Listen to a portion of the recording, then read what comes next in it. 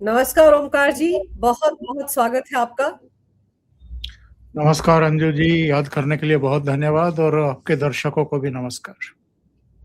Sir, क्या ये माना जाए कि मॉनसून सत्र के दौरान विपक्ष फिर से पूरे सत्र को वॉश आउट करने की तैयारी कर रहा है? क्योंकि जिस तरह से संजय सिंह ने जंतर मंतर पर मंच पर खड़े होकर ये कहा है कि अगर युवाओं की, छात्रों की समस्याओं का निदान नहीं हुआ, तो हम संसद चलने नहीं देंगे। देखिए, जब से नरेंद्र मोदी जी प्रधानमंत्री बने हैं 2014 से लेकर के अब तक, उनकी पहली, दूसरी सरकार में भी और तीसरी सरकार में भी ये लोग तो हर सत्र में शुरू के 10-5 दिन बर्बाद करते ही हैं देश के, संसद के। विधायी कार्य जो है वो होने नहीं देते हैं, महत्वपूर्ण बिलों को पेश तक नहीं होने देते हैं। जो देश से जुड़े हुए अलग अलग क्षेत्रों के महत्वपूर्ण विषय होते हैं, उन पर चर्चा नहीं होने देते हैं। यहाँ तक के जो प्रश्नकाल है और शून्यकाल है, जिसमें लोक महत्व के प्रश्न पूछे जाते हैं और मंत्रियों को जवाब देना होता है, वो भी नहीं होने देते हैं। तो ये लगातार इस देश का दुर्भाग्य है कि संसद को ये सियासी अखाड़ा बनाए हुए हैं और उसका नतीजा वैसे वो भुगत भी रहे हैं।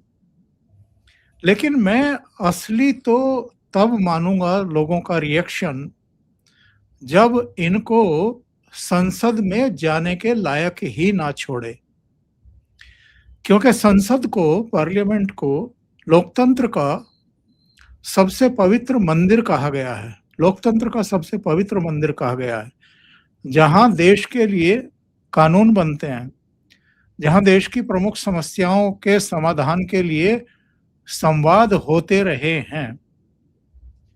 और उच्च सदन जिसको हम बोलते हैं राज्यसभा, मुझे तो सौभाग्य है इस बात का कि दोनों सदन मैंने कवर किए हैं। तो राज्यसभा में एक समय ऐसा था जब अलग अलग क्षेत्रों की जानी मानी हस्तियां बैठा करती थी। अब उसको भी पूरी तरीके से पॉलिटिसाइज कर दिया गया है। अलग अलग राजनीतिक दलों के जो नेता लोकसभा चुनाव में नहीं जीत पाते हैं, उनको बैकडोर से उच्च सदन में भेज दिया जाता है और वहां भी हंगामे शुरू हो गए, वहां भी प्रदर्शन शुरू हो गए, वहां भी तो हाथों में तख्तियां लेकर के, मेज पर चढ़ करके संजय सिंह जैसे लोग जो हैं वो ना केवल धक्का मुक्की करते हैं, जो संसद के कर्मचारी हैं, राज्यसभा के कर्मचारी हैं उनके साथ, बल्कि मार्शल के साथ भी करते हैं। और तमाम ऐसे दृश्य हमें अप्रिय देखने को मिले राज्यसभा में, जो कभी उसकी कार्रवाई को लेकर के कल्पना में भी नहीं सोचता था कोई कि उच्च सदन में भी ऐसा हो सकता है। लेकिन लोकसभा और राज्यसभा दोनों को इन लोगों ने सियासी अखाड़ा बना दिया है। और जो कुछ ये जंतर मंतर पर चल रहा है, इसे मैं लगातार अपने शो में भी तमाशा कहता आ रहा हूं। ये तमाशा ही है और कुछ नहीं है। आप मुझे ये बताइए कि नीट हो या तमाम दूसरी प्रतियोगी परीक्षाएं हों, पहली बार पेपर आउट हुए हैं क्या? मैं तो बल्कि रिसर्च कर रहा था इसको लेकर के, और मुझे एआई ने ही 90 के दशक से पहले के भी आंकड़े दे दिए निकाल करके कि तब भी अलग अलग राज्यों में भी हो रहा था और जो केंद्रीय स्तर पर ये प्रतियोगी परीक्षाएं हो रही हैं, इनमें भी पेपर आउट हो रहे थे। किसी मंत्री ने इस्तीफा दिया क्या उस समय? किसी ने भी दिया हो? और अशोक गहलोत की सरकार के समय भी कितने पेपर आउट हुए थे? किसी मंत्री ने, किसी मुख्यमंत्री ने कोई इस्तीफा नहीं दिया, कोई आंदोलन नहीं हुआ। अभी क्यों ये सब किया जा रहा है तमाशा? तो जानबूझ करके ये सब हरकतें की जा रही हैं। और केवल ये मसला अंजुर जी एक संसद सत्र के शुरू होने से पहले का नहीं है। आप ये देखिए कि नवंबर 2020 में वो 3 कृषि कानूनों को वापस लेने की मांग लेकर दिल्ली में वो आंदोलन शुरू किया गया था, तथाकथित किसानों का, नवंबर 2020। और चुनाव कब थे उत्तर प्रदेश, पंजाब, उत्तराखंड, मणिपुर, गोवा में? फरवरी 2022 में होने वाले थे। तो उसके करीब पौने 2 साल पहले इन्होंने ये आंदोलन डिजाइन किया था। बाद में आपको याद होगा, योगेंद्र यादव ने एक इंटरव्यू में कहा था कि हमने तो पिच तैयार कर दी थी, हमने तो हैवी रोड रोलर भी चला दिया था। अगर अखिलेश यादव बैटिंग नहीं कर पाए, बॉलिंग नहीं करवा पाए ठीक से और फील्डिंग नहीं करवा पाए, तो इसमें हम क्या कर सकते हैं? हम तो वहां जाकर के उनकी जगह ये कर नहीं सकते थे। तो वो जो 13 महीने का आंदोलन चल रहा था, वो एक तो पंजाब जीतने के लिए कांग्रेस के द्वारा, और यहाँ पर योगी आदित्यनाथ को चलता करने के लिए और अखिलेश यादव की सरकार बनवाने के लिए पिच तैयार की जा रही थी। तो ये भी जो कुछ तमाशा हो रहा है ना जंतर मंतर पर, ये 2027 के पंजाब के भी, उत्तर प्रदेश, उत्तराखंड के भी चुनाव के लिए फिर से पिच तैयार करने की कोशिश हो रही है। लेकिन सर, जैसे आपने टाइमिंग की बात की ना, क्योंकि ये माना जा रहा है कि मॉनसून सत्र में वो जो एफसीआरए बिल है अमेंडमेंट्स के साथ, जिसको लेकर बड़ी एनजीओस में, कांग्रेस में सबको मिर्ची लगी हुई है, वो बिल भी पेश हो सकता है।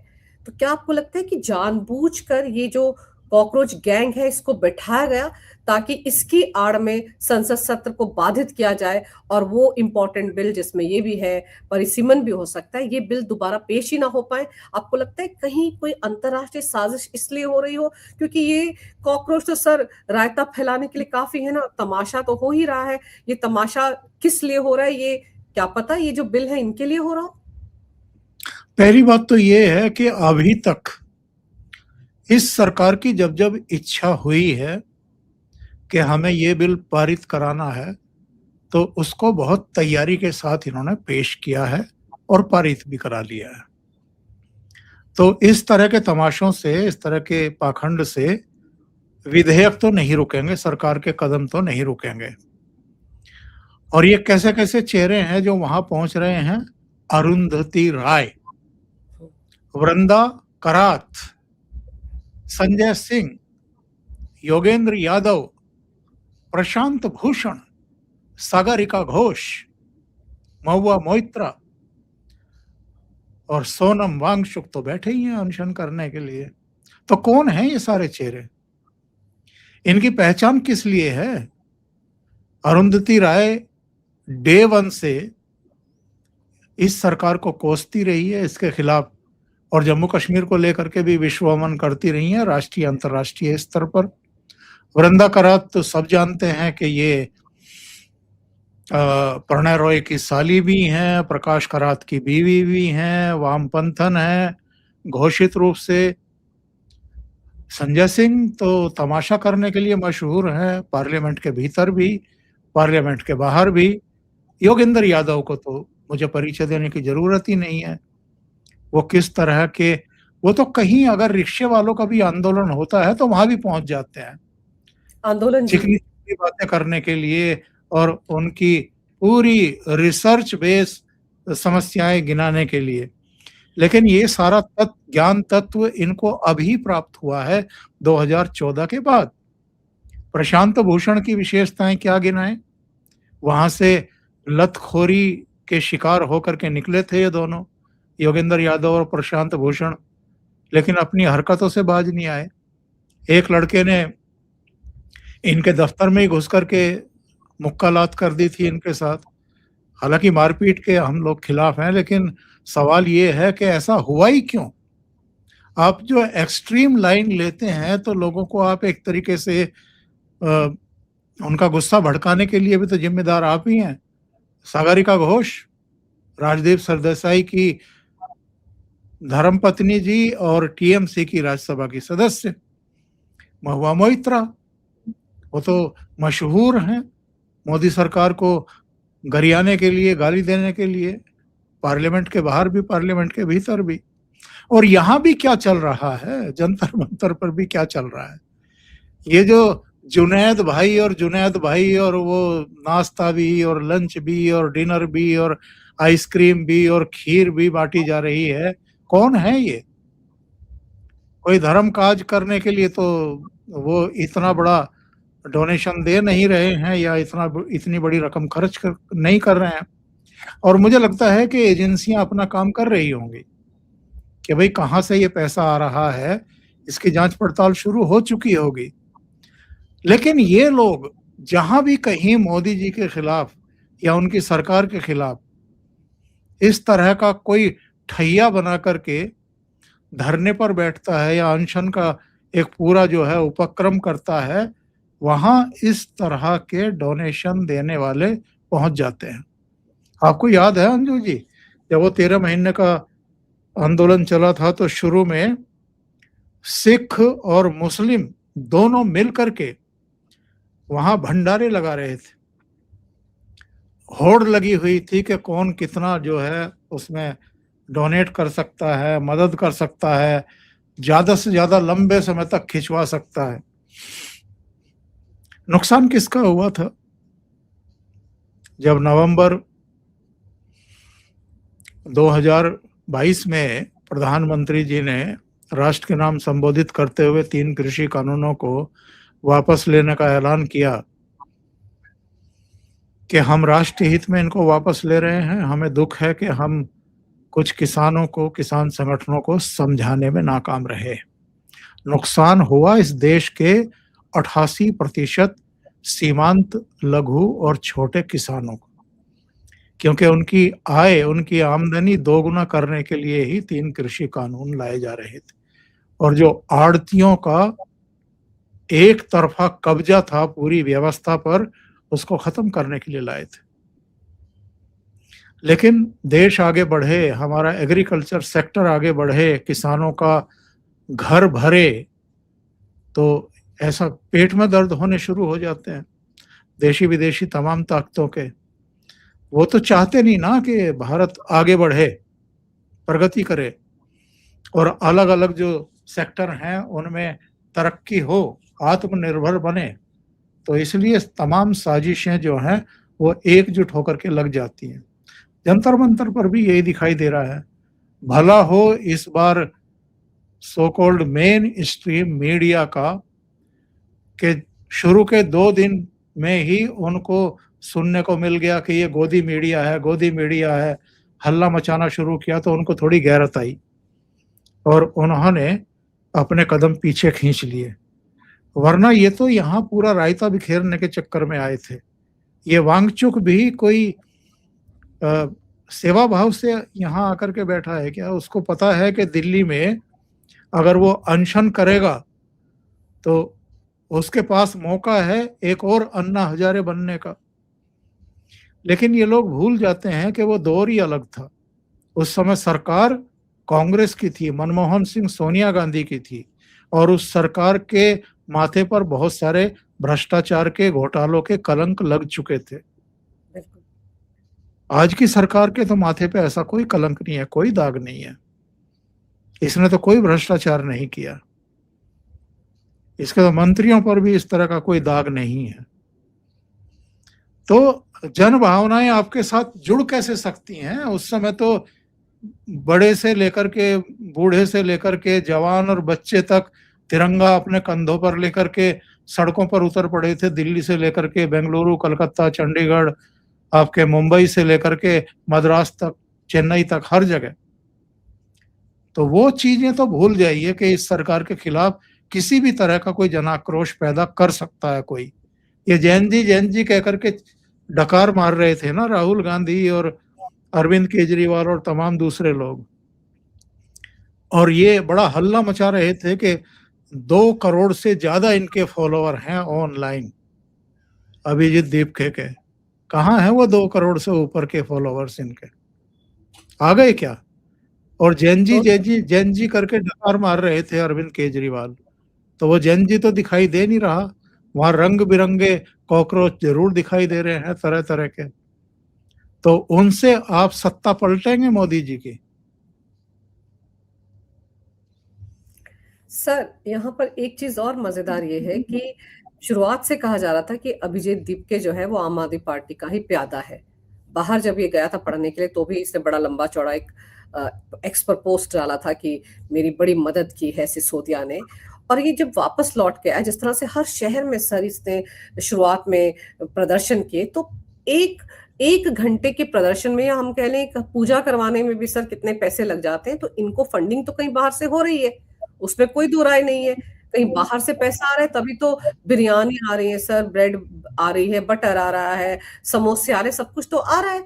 और मज़ेदार बात ये है कि जो अनशन पर बैठा शख्स है, सोनम वांगचुक, वो कितनी बार मंच से बोल चुका है कि आप 1 दिन के लिए मेरे साथ अनशन पर बैठिए। वहाँ तो सर 2 करोड़ क्या 200 लोग नहीं होते हैं।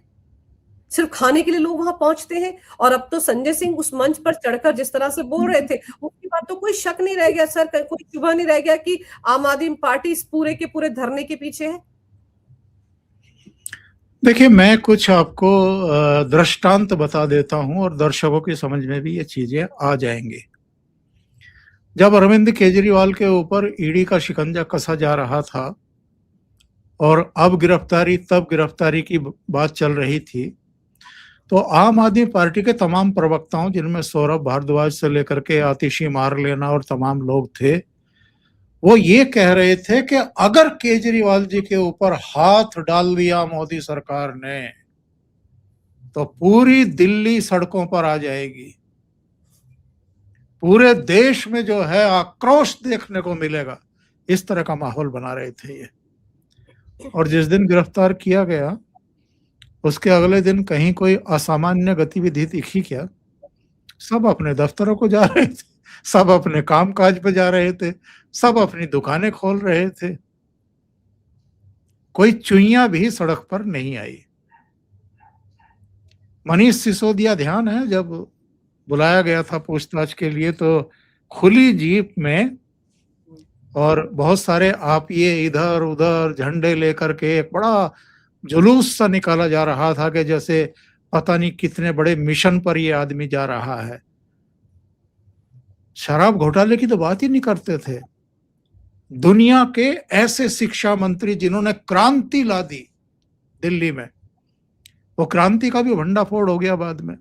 वो टूटे फूटे और घोटाले से बनाए गए कमरे और वो सब, टॉयलेट को भी कमरे घोषित कर दिया था, तो वो सारी चीजें बाद में समझ में आई, लोगों के सामने आई। और सबसे बड़ा घोटाला तो फिर शीश महल सामने आया। तो कहने का आशय ये है कि इन लोगों को ये गलतफहमी थी कि अरविंद केजरीवाल बहुत ही लोकप्रिय पर्सनैलिटी है और इनको तो अगर गिरफ्तार कर लिया भ्रष्टाचार का नाम लेकर, शराब घोटाले का नाम लेकर, तो पता नहीं क्या तूफान आ जाएगा दिल्ली में। कुछ नहीं हुआ।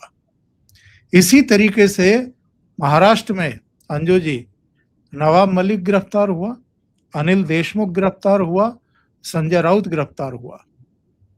कुछ हुआ क्या वहां पर?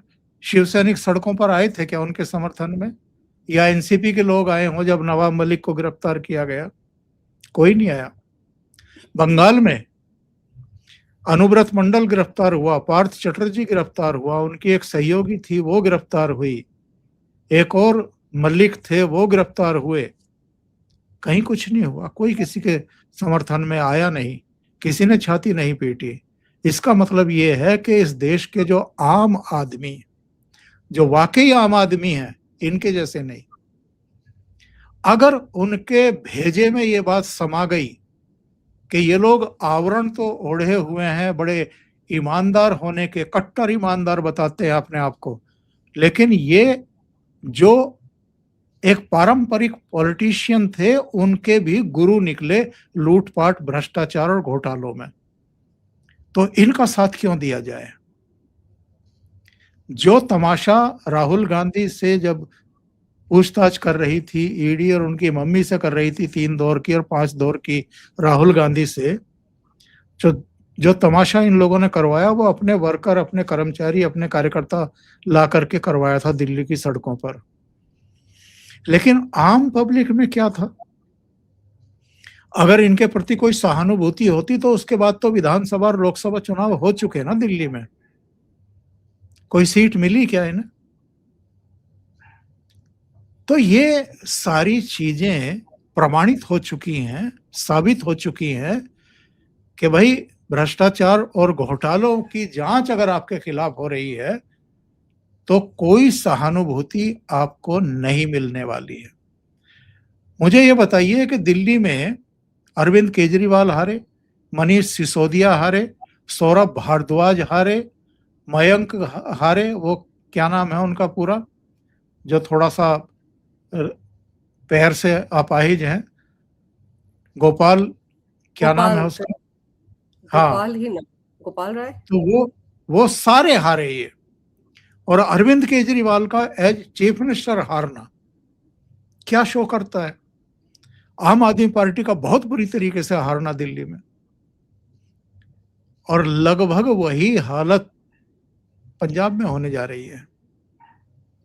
क्योंकि पंजाब की जनता को तो आपने झांसे में रखा है ना, धोखे में रखा है।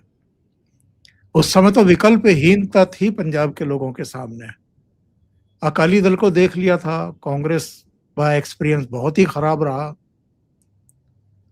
भारतीय जनता पार्टी तैयार नहीं थी तब तक, वहां तैयार अभी भी नहीं है, लेकिन विकल्पहीनता के चलते आम आदमी पार्टी को उन लोगों ने आजमाया। अनुभव बहुत खराब रहा। धर्मांतरण वहां चल रहा है, ड्रोन से हथियार फेंके जा रहे हैं, ड्रग्स की तस्करी हो रही है, इसके अलावा बेरोजगारी चरम पर है, आतंकवादी फिर से सक्रिय हो गए हैं। यानी पंजाब में तमाम तरह की वैसी ही समस्याएं हैं। और ये लोग, इनके मुख्यमंत्री साहब, वो तो सदन में खड़े होकर के झूमते हुए दिखाई देते हैं। उनकी वीडियो वायरल होती है जिस पर जत्थेदार जो है वो उनको सजा भी सुनाते हैं कि ये सिख गुरुओं के का अपमान करने के दोषी हैं। तो कुल मिलाकर के इनकी समझ में ये नहीं आ रहा है अंजू जी कि इन चीजों से उबरा कैसे जाए। क्योंकि उनको दिखाई दे रहा है ना कि भाई लोकसभा चुनाव में थोड़ा झटका जरूर लगा बीजेपी को, लेकिन तीसरी बार हम नरेंद्र मोदी को प्रधानमंत्री बनने से नहीं रोक पाए। और उसके बाद वो हरियाणा जीत गए, महाराष्ट्र जीत गए, दिल्ली जीत गए, बिहार जीत गए, बंगाल जीत गए, तो उनको रोकेगा कौन और कैसे? एक सनातनी लहर है इस समय, एकजुटता है, तो हमारे कहने पर तो कोई आएगा नहीं, क्योंकि हमारी विश्वसनीयता तो शून्य है। हम तो कहीं भीड़ भी जुटाते हैं अगर सभा के लिए या किसी रोड प्रदर्शन के लिए, तो उसके लिए भी भुगतान करना पड़ता है, ठेकेदारों के जरिए किसी तरीके से लोंडे लफाड़ों को बुलाना पड़ता है हायर करके जी। तो जंतर मंतर पे जितने भी लोग आके बैठेंगे, एक माहौल तो बनाएंगे। यहाँ मीडिया तो है, यहाँ पार्लियामेंट तो है, तो एक माहौल बनाओ और माहौल बना करके फिर से वापसी करने की कोशिश करो। तो वही कुल मिलाकर के प्रयास दिखाई दे रहा है। सर बिल्कुल आप ठीक कह रहे हैं। कहीं ना कहीं आम आदमी पार्टी जो पंजाब में उनकी हालत होने वाली है, उससे मुद्दे को डाइवर्ट करने के लिए भी ये सब नौटंकी कर रही है। लेकिन सबसे अहम बात यह है कि ये संजय सिंह कहते हैं कि छात्रों के मुद्दों पर अगर मोदी सरकार ने जल्द फैसला नहीं लिया, सर छात्रों का मुद्दा कौन सा है? नीट की परीक्षा जो है वो दोबारा हो गई और नीट के छात्र जेनजी परीक्षा देकर आगे बढ़ गए। ये कौन से मुद्दों की बात कर रहे हैं सर? और जितने लोगों के नाम आपने गिनाए जो वहां पहुंचे हुए हैं, वो कौन से युवा है, कौन से जेनजी है सर? किन मुद्दों की बात कर रहे हैं ये लोग? जिस दिन इन्होंने दिल्ली में प्रदर्शन किया था, धरना शुरू किया था, उसके अगले दिन ही नीट की परीक्षा थी देश भर में। ठीक है, तो भाई वो जैन जी वहां परीक्षा दे रहा था या जंतर मंतर पे इकट्ठा था? और यहां जैन जी तो नहीं दिखाई दे रहा, ना स्टूडेंट दिखाई दे रहे, यहां तो रंग बिरंगे कॉकरोच दिखाई दे रहे हैं। इसके अलावा किस्म किस्म के लोग हैं, और उनका एजेंडा क्या है उनके भाषणों से देख लो। अब ये अभिजीत दीप के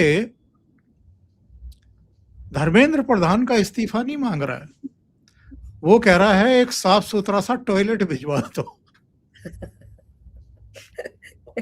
सर, जिस स्टाइल में वो कह रहा था कि क्या सोनम वांगचुक को अधिकार नहीं है कि उनके लिए एक पोर्टेबल टॉयलेट यहाँ पर आ जाए। सर सोचिए कैसी बातें हो रही हैं। और सर जिस तरह से वो टॉयलेट जाते हैं पीला थैला हाथ में लेकर और 8-10 लोगों का हाथ पकड़कर और फिर एक झुरमुट सा बनाया जाता है, सफेद पर्दा लगाया जाता है। सर उससे तो साफ लगता है पता नहीं अंदर वो क्या कर रहे हैं। वो सच में टॉयलेट जा रहे हैं, इतना तो पानी भी नहीं पी रहे होंगे सर। तो करने क्या जा रहे हैं, पता नहीं बर्गर खाने जाते होंगे या बिरयानी जो वहां आती है। इनके बौद्धिक स्तर का आप अंदाजा इस बात से लगाइए कि वहां पर पुलिस अधिकारियों से ये झगड़ा करता हुआ दिखाई देता है और पुलिस अधिकारी ने कहा आकर के कि अनऑथराइज्ड तरीके से आप यहाँ लाइब्रेरी की स्थापना नहीं कर सकते, इसकी कोई परमिशन आपको नहीं है। तो वो कह रहा है कि धर्मेंद्र प्रधान के पास कौन सी परमिशन है। तो धर्मेंद्र प्रधान एक तो यहाँ आकर के लाइब्रेरी नहीं लगा रहा, नंबर 2 धर्मेंद्र प्रधान के बारे में इतनी तमीज तो होनी चाहिए, इतनी जानकारी तो होनी चाहिए कि वो केंद्र में कैबिनेट स्तर के मंत्री हैं। उनको किसी पुलिस की परमिशन पड़ेगी क्या? कैबिनेट स्तर के मंत्री हैं। तो ये लोग क्या कह रहे हैं, क्यों कह रहे हैं, किसके सिखाए हुए हैं, इनका अपना बौद्धिक स्तर क्या है, सोच क्या है, दिशा क्या है, कार्यक्रम क्या है, इनको खुद ही पता नहीं है। अच्छा, वहां कभी मंच पर ये जो मैं भद्दे तो नहीं कहूंगा लेकिन आजकल के म्यूजिक पर जिस तरीके के डांस करते हैं इनके संगी साथी जो इनके करीबी हैं, वो देख करके हमें लगता नहीं कि ये सीरियस कोई मूवमेंट कर रहे हैं या इनके बराबर में कोई अनशन पर आमरण अनशन पर पड़ा हुआ है। भाई अगर कोई आमरण अनशन पर लेटा हुआ है और वो दुखी भी है तुम लोगों की हरकतों से, वो कह भी रहा है कि यार तुम लोग ठूस ठूस के खा रहे हो, मेरी पीड़ा की बात ये है कि मैं तो कुछ खा नहीं रहा हूँ और तुम लोग पकोड़े भी खा रहे हो, कचौरी भी खा रहे हो, पराठे भी खा रहे हो, केले भी खा रहे हो, खीर भी खा रहे हो, आइसक्रीम भी झाड़ रहे हो, सब कुछ तो कर रहे हो और ऊपर से डांस कर रहे हो उसके छाती पे चढ़ के। तो आया तो था वो आदमी अन्ना हजारे बनने के लिए, दूसरा अन्ना हजारे बनने के लिए, लेकिन उसको क्या-क्या देखना पड़ रहा है। मुझे लगता है कि फंस गया है वो भी फंस गया और ये अभिजीत दीपके भी फंस गया है। वरना अच्छा खासा वहाँ यूनिवर्सिटी में पढ़ रहा था अमेरिका की, पता नहीं किसने इसका दिमाग खराब किया और इसको समझा दिया कि तू बहुत बड़ा नेता बन जाएगा, तेरे 2 करोड़ से ज्यादा फॉलोवर्स हैं, वहां तो पैर रखने की जगह नहीं मिलेगी। उसको बार बार जो है वो वीडियो पे आकर के, कैमरों पर आकर के अपील करनी पड़ रही है। एक कोई और प्रदर्शन होने वाला था, पुलिस ने कहा कि आप थोड़ा एक तरफ सिमट जाइए, यहाँ एक और प्रदर्शन की इजाजत दी है दिल्ली प्रशासन ने। तो उनसे झगड़ रहा था पुलिस वालों से कि नहीं नहीं, संडे में ही तो हमारे लोग आते हैं, संडे में ही आपने किसी दूसरे प्रदर्शन के लिए इजाजत कैसे दे दी? मतलब आपको प्रदर्शन करने का हक है, दूसरों को नहीं है। तो ये तो दरिद्रता है। सर ये तो दरिद्रता है, लेकिन एक चीज और है। आप देखो एलजीबीटी के लोग इस उसमें घुस गए हैं, कैसे कैसे नारे लगते हैं मंच से। ऊपर से नारे लग रहे उमर खालिद को जमानत मिल जाए, शर्जिल इमाम को जमानत मिल जाए। सर ये किस तरह का धरना है? आजादी के नारे लग रहे हैं। वो एसएफआई के लोग, वो जो ब्रांड है जेएनयू का, वो जो डफली गैंग है, वो यहाँ पहुंचा हुआ है सर। तो ये, और जिस तरह से बिरयानी बांटने के लिए यहाँ पर जमाती पहुंचे हुए सर, सीधा सीधा लगता है ये मोदी के खिलाफ एक और बड़ा धरना प्रदर्शन शुरू करने की कोशिश कर रहे हैं। क्योंकि सर इनका, टोपी वालों का वहां पहुंचना बहुत कुछ दर्शाता है सर।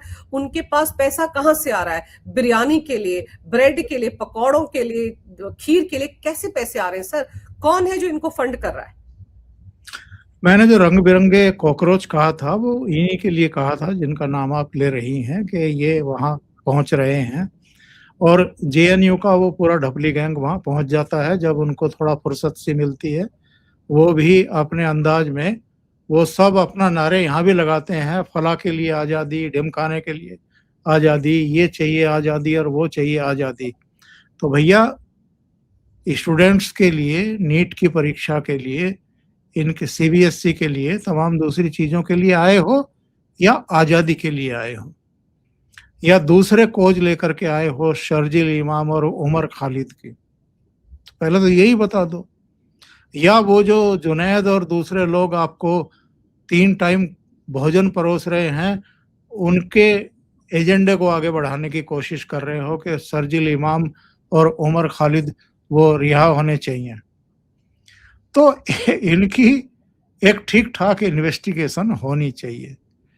और अगर इन लोगों में इतनी अकल नहीं है या इनको बैठाने वालों में इतनी अकल नहीं है कि भई आप टकरा किससे रहे हो, आंदोलन किसके खिलाफ करवा रहे हो, तो फिर फिजूल है ना सारी चीजें। वो 13 महीने का भी यहाँ आंदोलन करा के देख लिया। शंभू बॉर्डर पर तो 13 महीने से और ज्यादा आगे खिंच गया था मामला। वहां वो याद है आपको, हरी पगड़ी वाला जो एक वृद्ध सरदार था, वो कह रहा था वो मंदिर के चलते मोदी जी की लोकप्रियता बहुत ऊंची चली गई, टाइम माड़ा है, थोड़ा है। और लोकसभा चुनाव से मैं कह रहा था कि लोकसभा चुनाव में अब टाइम माड़ा रह गया, थोड़ा रह गया, और ये काम हमें करना है, यानी लोकप्रियता नीचे लानी है। याद है मुझे। तो ये सारी चीजें जो है ये ये ये भाड़े के लोग मिल जाते हैं पॉलिटिकल पार्टियों को, क्योंकि उनकी अपनी विश्वसनीयता तो बची नहीं है, उनके कहने पे तो कोई आने को तैयार नहीं है। तो वो पैसा खिलाते हैं, मैनेज करते हैं, और प्रबंधकों के जरिए, मैनेजरों के जरिए ऐसे लोगों को कभी शंभू बॉर्डर पर, कभी यहाँ शाहीन 3 जगह, हाँ शाहीन बाग का भी, वो तो हम भूल ही जाते हैं, 100 दिन से ज्यादा चला था, और अगर कोविड ना होता तो शायद और लंबा खिंचता। तो 3 जगह उस समय भी, ये गाजीपुर बॉर्डर पर भी ये बैठे थे टिकैत वगैरह, और उधर टटीरी बॉर्डर पर हरियाणा के लोग लाके बैठाए थे, और कुंडली बॉर्डर पर पंजाब से आए हुए लोग बैठाए थे। अच्छा, वो शंभू बॉर्डर से आगे फिर मोदी सरकार ने इसलिए आगे नहीं बढ़ने दिए, मनोहर लाल खट्टर को कह दिया कि इनको वहीं रोक दो, जो भी इंतजाम करना है करो, कि भाई ये आएंगे दिल्ली में फिर नरक करेंगे। और मैं अपने प्रोग्राम में बार बार कहता हूं, आपके प्रोग्राम में भी मैंने एक बार कहा था कि ये 2 स्टेट, बल्कि अब 3 स्टेट हो गए। एक तो हरियाणा का जनादेश, देखिए हरियाणा की जनता ने कितना बड़ा उपकार किया है इस देश पे। अगर तीसरी बार यहां भारतीय जनता पार्टी की सरकार ना बना करके कांग्रेस की सरकार बनवा देते, तो पंजाब से आने वाले उत्पातियों को रोकने वाला कोई नहीं था। वो रोज आकर के दिल्ली में तमाशा करते, यहाँ नेशनल इंटरनेशनल मीडिया उसको अलग तरीके से उछालता पूरी दुनिया में, और मोदी सरकार को बदनाम करने की हर संभव कोशिश की जाती। दूसरा स्टेट महाराष्ट्र, एक कमाऊ स्टेट, सबसे ज्यादा रेवेन्यू जनरेट करने वाला स्टेट, जिसको हम आर्थिक राजधानी कहते हैं, मुंबई। वहां तमाम राष्ट्रीय अंतर्राष्ट्रीय कंपनियों, वित्तीय संस्थानों के मुख्यालय भी हैं, और दूसरे गतिविधियां भी वहां से होती हैं। अगर इनके हाथ में वो स्टेट आ जाती तो इनके पास फंड की कोई कमी नहीं होती। और तीसरा स्टेट बंगाल। बंगाल में अगर चौथी बार भी ममता बनर्जी मुख्यमंत्री बन गई होती तो उसको ग्रेटर बांग्लादेश बनाने से कोई नहीं बचा सकता था इस बार। और हिंदुओं का वैसे ही पलायन हम देखते जैसा जम्मू कश्मीर में 90 के दशक में हमने देखा था। ये 3 स्टेट की जनता ने राष्ट्र के व्यापक हित में बहुत सोच समझ करके ठंडे दिमाग से फैसला किया है और देश को बचाने का काम किया है। सर, लेकिन अब देखना ये होगा कि ये जंतर मंतर पर कब तक बैठे रहते हैं। दिल्ली पुलिस को इनका इलाज करना पड़ेगा, क्योंकि जिस तरह का ये ड्रामा कर रहे हैं, तमाशा कर रहे हैं, उसमें ये जरूर ये संजय सिंह टाइप लोग ज़रूर राज्यसभा में हंगामा करेंगे, फिर से कोई ना कोई तमाशा होगा। हर सेशन से पहले इनके हाथ में कोई ना कोई ऐसा मुद्दा होता है जिससे ये तमाशा करते हैं और पूरा का पूरा सत्र जो है उसको वॉश आउट करने की कोशिश करते हैं। पिछली बार का ड्रामा भी नरवणे की किताब वाला आप याद कर लीजिए, फिर मणिपुर वाला मुद्दा था। तो ये मुद्दे इनके पास आ जाते हैं, ये या पकड़ लेते हैं या बना लेते हैं। तो इस पर नज़र रखने की सख्त ज़रूरत है। लेकिन आपने सर समय निकाला, बहुत विस्तार से इस विषय पर बहुत अहम जानकारी मेरे दर्शकों को दी। आपका बहुत-बहुत धन्यवाद। नमस्कार, भारत माता की जय, वंदे मातरम, जय हिंद। जय हिंद।